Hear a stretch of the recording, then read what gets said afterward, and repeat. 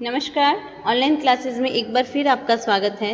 आज की क्लास में हम पल्लवन पढ़ेंगे। पल्लवन की क्या विशेषताएं हैं और पल्लवन की परिभाषा क्या है, उसका अर्थ क्या होता है, इन सब के बारे में हम जानकारी लेंगे। तो पल्लवन का अर्थ होता है विस्तार और अंग्रेजी में इसे एक्सपेंशन कहते हैं। तो ये विस्तार जो है अंग्रेजी के एक्सपेंशन का ही मिलता जुलता रूप है। तो यह क्या है, एक प्रकार की गद्य रचना है जिसमें किसी विषय या कोई विचार को विस्तार दिया जाता है। तो पल्लवन में जो लेखक है उसकी मानसिक विचारधारा का, कल्पना शक्ति का, मौलिक उद्भावना का, क्षमता का और उसके भाषा की जो सामर्थ्य है या की समर्थता जो है उसका परिचय मिलता है। तो पल्लवन शब्द किससे मिलकर के बना है? पल्लव। जैसे कोई बीज है या खाद है, पानी पा करके पहले कुछ अंकुरित होता है, फिर उसमें तने आते हैं, शाखाएं आती है, इन शाखाओं में पल्लव आते हैं। तो पल्लव पत्तों को कहा जाता है। ठीक है। तो जैसे हमने सुमित्रा नंदन पंत की रचना पढ़ी थी पल्लव, तो उसमें प्राकृतिक सौंदर्य के बारे में बताया गया था कि किस प्रकार से पेड़ के पत्ते झड़ते हैं और नए पल्लव या पत्ते उस पर आते हैं। तो उसी प्रकार कोई भी सूत्र वाक्य होता है या उक्ति होता है, विशिष्ट विषय, विचार बिंदु, लेखक की अपनी कल्पनाशीलता, मौलिकता और प्रभाव में कोई सुललित भाषा जो होती है उसके बारे में विस्तार पूर्वक लिखा जाता है। तो पल्लवन निबंध जैसी एक रचना हो सकती है। निबंध भी एक पर्टिकुलर एक विषय पर आधारित होता है। तो पल्लवन का भी विषय निश्चित होता है, पर दोनों में विस्तार का अंतर होता है।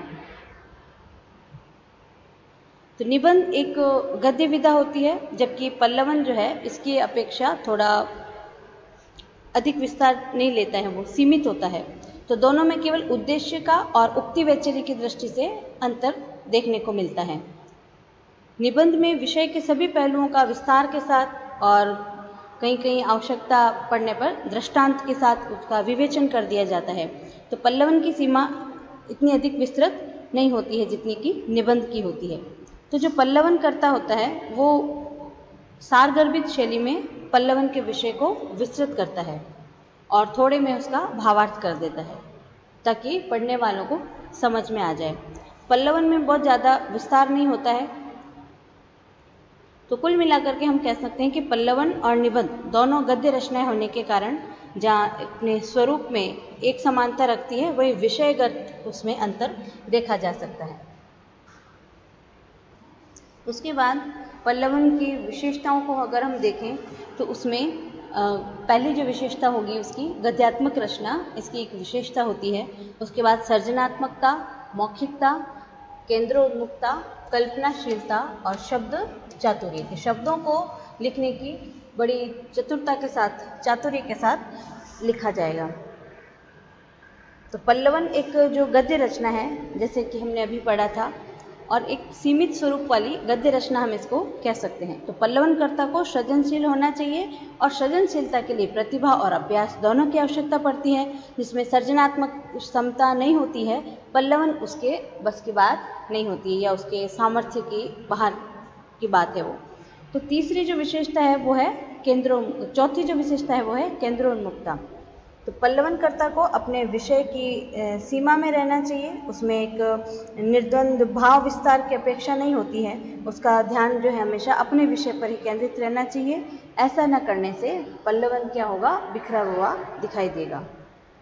तो पल्लवन लिखने के भी कुछ नीति नियम होते हैं, जैसे कि मौलिकता नवीनता की अपेक्षा तो करती ही है। तो कहने का मतलब है कि पल्लवनकर्ता जो है वो किसी का अंधा अनुकरण या नकल नहीं कर सकता। पल्लवन करते समय समसामयिकता का वर्णन करने वाले जो विचार हैं उनको सहायता ली जा सकती है उनकी। तो सृजनशील गद्य होने के कारण पल्लवन में लेखक में कल्पनाशीलता भी होनी चाहिए, पर एक कल्पनाशीलता की भी एक सीमा है। ठीक है ना। कल्पना की जो लंबी उड़ान भर करके लेखक जो है कल्पना के आधार पर उसको प्रतिपादित करके थोड़ा रुचिपूर्वक बना सकता है। फिर है उन्मुक्ता। उन्मुक्ता का अर्थ क्या होता है? सहजता एवं स्वाभाविकता। तो कोई भी शास्त्र है या उसकी टीका पढ़ करके हम नहीं चल सकते, या कोई भी पुस्तक पढ़ी उसमें कुछ नियम दे रखे हैं तो उसके अनुसार हम पर्टिकुलर वैसा ही नहीं कर सकते। तो पल्लवन के माध्यम से लेखक समाज को कुछ अपना योगदान दे सकता है, यही उसकी उन्मुक्ता कहलाती है। और उसकी जो शैली है, भाषा कैसी होनी चाहिए? भाषा में लालित्यता होनी चाहिए। ललित यानी सुंदर, लालित्य यानी सुंदरता। और उसकी भाषा जो है सरल और सहज होनी चाहिए। शैली जो है वो प्रभावमयी होनी चाहिए। तो तभी पल्लवनकर्ता की भाषा जो है उक्ति वैचित्र्य उसमें हम देख सकते हैं। अब हम बात करते हैं कि उपयोगिता की। तो पल्लवन जो है इसकी उपयोगिता क्या है, क्यों लिखा जाता है, ये क्यों आवश्यकता पड़ी इसके लिखने की, तो उसमें हम देखेंगे कि भाषा के प्रयोग करने के संदर्भ में पल्लवनकर्ता को बहुत सतर्क रहना चाहिए। तो भाषा ऐसी हो जो केंद्रीय भाव को सहज ढंग से अभिव्यक्ति दे सके, और उसमें बनावटीपन नहीं होना चाहिए, कहावतें और मुहावरे जो है अत्यधिक नहीं होनी चाहिए। कुल मिलाकर के पल्लव की भाषा को सरल और सहज होना चाहिए। तो इसके लिए हम एक शब्द काम में लेते हैं हिंदी में, कि सहज और सरल के लिए हम कहते हैं द्राक्षापाक, ठीक है। और नारिकेल कठिन भाषा के लिए कहा जाता है कि नारियल की तरह कठोर भाषा नहीं होनी चाहिए। द्राक्षापाक मतलब जैसे द्राक्षा फल जो होते हैं ना, किशमिश, उनको खाने की जैसा सरल होना चाहिए। जैसे अंगूर तो है हम सहज रूप से खा लेते हैं, और पर नारियल का पानी पीने के लिए उसके ऊपर जो सख्त परत होती है उसको हमें उसके साथ मशक्कत करनी पड़ती है। तो भाषा की सहज और अस्वाभाविक दो शैलियाँ जो है इन दोनों की प्रतीक होती है। तो इस आधार पर हम क्या कह सकते हैं कि जब कोई यांत्रिक प्रणाली के प्रयोग से संदेश को कई गुना बढ़ा दिया जाता है तो वह संदेश बड़ी संख्या में लोगों तक प्रेषित हो जाता है या भेज दिया जाता है, तो उसे जनसंचार का नाम दे सकते हैं। अब हम देखेंगे पल्लवन की प्रक्रिया। तो वैसे आप सबको मालूम हो गया कि भाव पल्लवन या पल्लवन जो है उसमें लेखन शक्ति का विकास होता है। और अब हम देखेंगे कि पल्लवन लिखने की प्रक्रिया क्या होती है, तो उसमें किन किन बातों का ध्यान हमें रखना चाहिए। तो कोई भी उक्ति या कथन है उसको पहले समझना पड़ेगा, उसके बाद उसके भाव को स्पष्ट करने के लिए कुछ विचार बिंदुओं को हमें लिखना पड़ेगा, और इन बिंदुओं को हमें क्रम से लिखना पड़ेगा, और इन बिंदुओं को विस्तार से भी लिखना पड़ेगा। तो हम क्या कहेंगे, क्रमवार विस्तार, ये मुख्य बिंदु है इसकी प्रक्रिया का। उसके बाद मूल भाव का प्रभावपूर्ण शैली में वर्णन किया जाता है। तो सबसे पहले हम कोई भी उक्ति है या कोई भी सूक्ति है उस पर विचार करते हैं और ये समझने का प्रयास करते हैं कि उसमें कौन सा भाव निहित है और उसका अर्थ क्या होता है। तो इसके बाद उस उक्ति को या वाक्य के अर्थ को या भाव को स्पष्ट करने के लिए, उसे प्रभावी बनाने के लिए अन्य मिलते जुलते विचार बिंदुओं को अपने मन में जुटाते हैं और उन्हें किसी कागज पर हम लिखते हैं। उसके बाद मूल भाव पर ध्यान देते हैं। तो उन्हें क्रम से जब लिखा जाता है तो उसके बाद इन बिंदुओं को स्पष्ट करते हुए उसका हम विस्तार करते हैं, ताकि जो कोई कथन लिखा हुआ है या वाक्य जो है उसका मूल भाव पूरी तरह से स्पष्ट हो जाए। तो ये इसमें ये भी ध्यान देना पड़ता है कि मूल भाव का वर्णन प्रभावपूर्ण शैली में किया गया हो। तब वो प्रक्रिया जो है पल्लवन की वो किस प्रकार हो सकती है कि सबसे पहले कोई भी दी गई जो कोई उक्ति है या कोई कथन है या सूक्ति है या मान लीजिए कोई लोकोक्ति है, कहावत है, तो इन सब पर थोड़ी देर तक आप विचार करें और उसके मूल भाव को पूरी तरह से समझ लिया जाए। और मूल भाव स्पष्ट जब हो जाता है उसके बाद प्रभावपूर्ण बनाने वाले अन्य जो विचार बिंदु हैं उनको हम एक एक करके रफ में लिखेंगे। उसके बाद संकेत के रूप में एक पृष्ठ होगा हमारे पास, उस पर कोई विचार छूट नहीं गया हो इसलिए उसको हम लिख लेंगे। उसके बाद इन विचार बिंदुओं को एक एक करके क्रमानुसार हम लिखेंगे और अगर संभव हो सके तो हम उसके पैराग्राफ बना लेंगे, अनुच्छेद भी बना सकते हैं अलग अलग। फिर मूल भाव का जब विस्तार हम करेंगे उस समय कोई ऐसा उदाहरण है या कोई ऐसा तथ्य है जो बताने की आवश्यकता है, तो वो भी हम उस संदर्भ में बता सकते हैं। तो पल्लवन की जो भाषा है वो सरल और सुबोध होनी चाहिए, ताकि भाव जो है अच्छी तरह से स्पष्ट हो जाए, और जहाँ तक संभव हो वाक्य छोटे होने चाहिए, अलंकारपूर्ण भाषा से बचना चाहिए।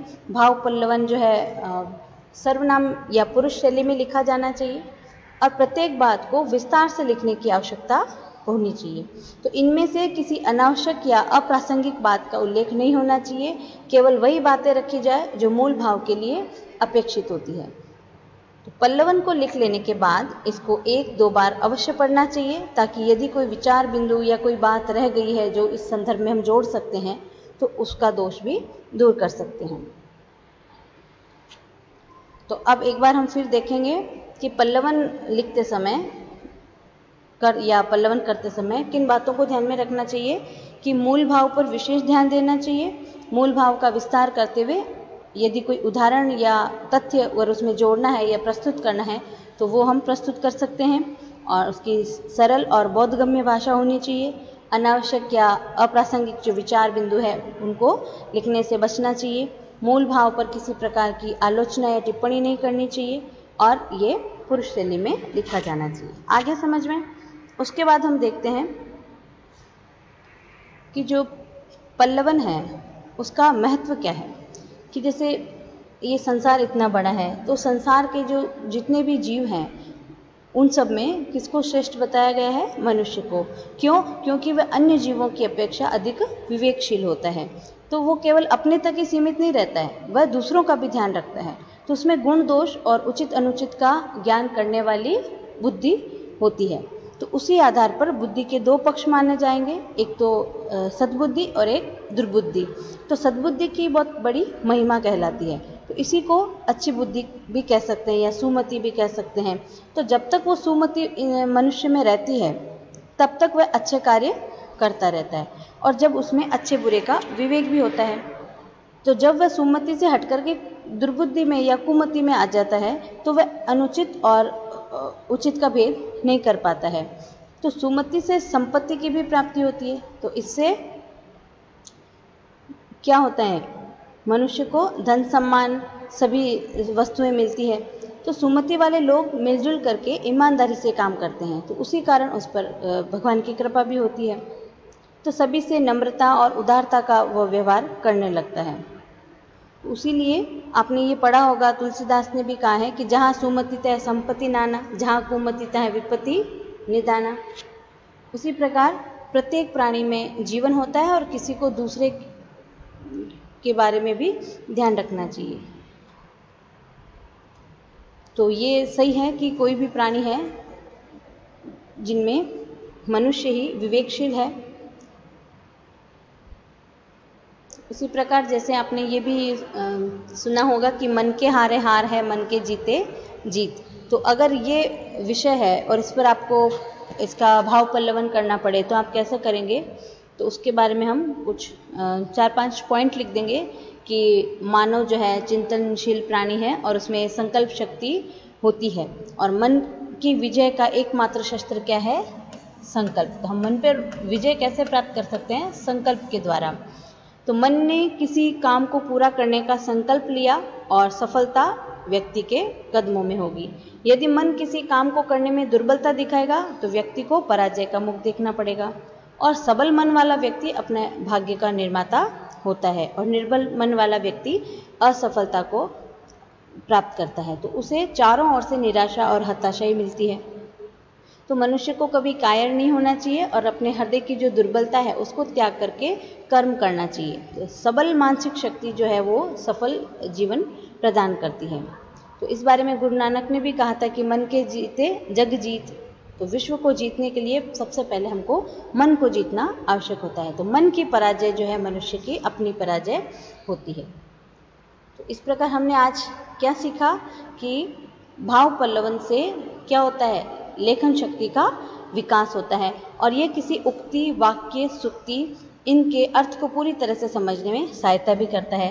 तो उक्ति या सुक्ति के विस्तार से चर्चा की जाती है ताकि लेखक का जो अर्थ है या उसका जो मंतव्य है वो स्पष्ट हो जाए।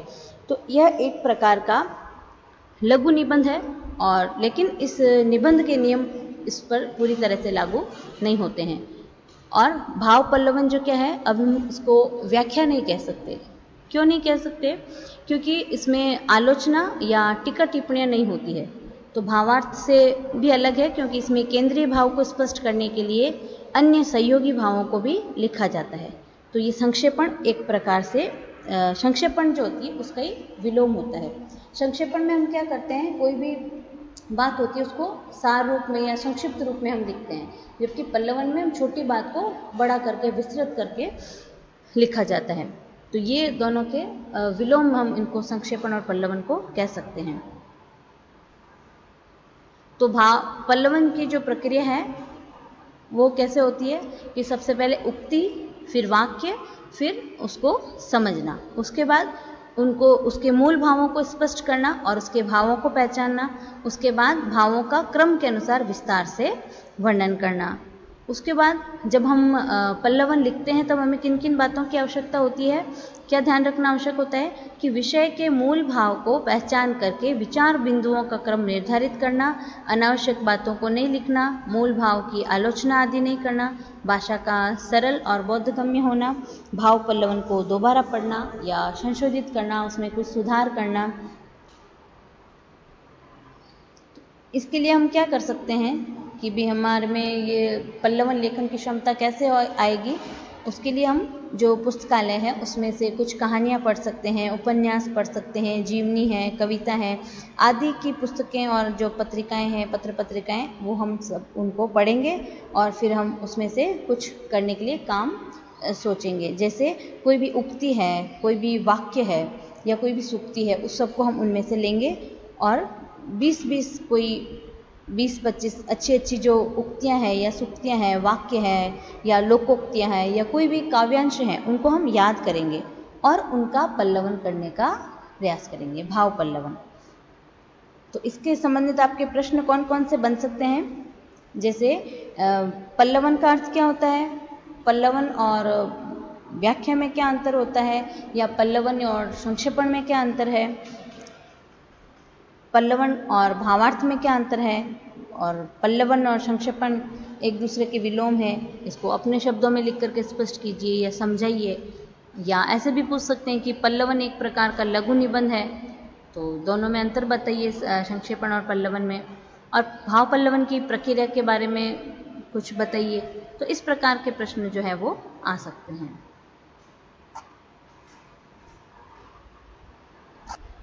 इस प्रकार आज की क्लास में हमने क्या पढ़ा कि पल्लवन का अर्थ क्या होता है। तो पल्लवन का अर्थ होता है किसी भाव का विस्तार करना। तो इनमें से किसी उक्ति, वाक्य, लोकोक्ति, इन सब के अर्थ को विस्तार पूर्वक प्रस्तुत किया जाए। ठीक है। और विस्तार की आवश्यकता कब होती है? जब मूल भाव संक्षिप्त या जटिल हो। भाषा के प्रयोग में कई बार ऐसी स्थितियाँ आती है जब हमें किसी उक्ति में निहित भावों को स्पष्ट करना पड़ता है। इसी को क्या कहते हैं? पल्लवन या भाव पल्लवन। तो अब इसके उद्देश्य क्या हो सकते हैं पल्लवन के, कि सबसे पहले हम क्या करेंगे, पल्लवन का अर्थ स्पष्ट करेंगे और पल्लवन और भावार्थ में क्या अंतर है ये बताएंगे, पल्लवन और संक्षेपण में अंतर बताएंगे और उस पल्लवन की कुछ नीति नियम हैं उसके बारे में बता पाएंगे और उनके जो विभिन्न विचार बिंदु हैं उनका उल्लेख कर पाएंगे। कोई भी गद्यांश है या काव्यांश है उसका भाव पल्लवन कर सकेंगे। तो उसका अर्थ क्या होगा? तो हम अपने जैसे भाषा व्यवहार में कई सूत्र वाक्य पढ़ते हैं या लोकोक्तियाँ कहावतें पढ़ते हैं, सूक्तियाँ पढ़ते हैं, सुनते हैं, तो उन सूक्तियों और कहावतों में भाव या विचारों का जो गठन होता है और वो आपस में एक दूसरे से बंधी रहती है। तो इन्हीं विचारों को, भावों को समझने के लिए इनका विस्तार से विवेचन करना होता है ताकि उस वाक्य का और उस कहावत या जो सूक्ति है या जो कथन है उसमें छिपे हुए गहरे अर्थ को स्पष्ट किया जा सके। तो हमारी कहावतें या लोकोक्तियाँ हमारे समाज के अनुभव को अपने में समेटे होती है। तो ये लोकोक्तियाँ पूरे समाज के विचारों में अपना सार प्रस्तुत करती है। तो इसी प्रकार कोई भी विद्वान है या विचारक है वो ऐसे कमिटमेंट या टिप्पणियाँ या वाक्य प्रस्तुत करते हैं जिनमें कम से कम शब्दों में अधिक से अधिक बात वह कह जाते हैं। तो इन्हीं बातों को समझने के लिए और समझाने के लिए हमें सोचना भी पड़ता है और उसका विस्तार भी करना पड़ता है। तो इसी भाव को पल्लवन कहा जाता है। तो वास्तव में भाषा व्यवहार में निपुण होने के लिए हमें भाव पल्लवन का अभ्यास करना जरूरी है, और ऐसी कई अभिव्यक्तियां हैं जिनमें उनके निहित भावों को इस प्रकार से हम विस्तार से प्रस्तुत कर सकते हैं और जिससे सुनने वाले और पढ़ने वाले व्यक्ति को अपनी बात समझा सकें। तो इसमें यही पल्लवन कहलाता है। आज की क्लास में इतना ही, बाकी हम अगली क्लास में पढ़ेंगे। धन्यवाद।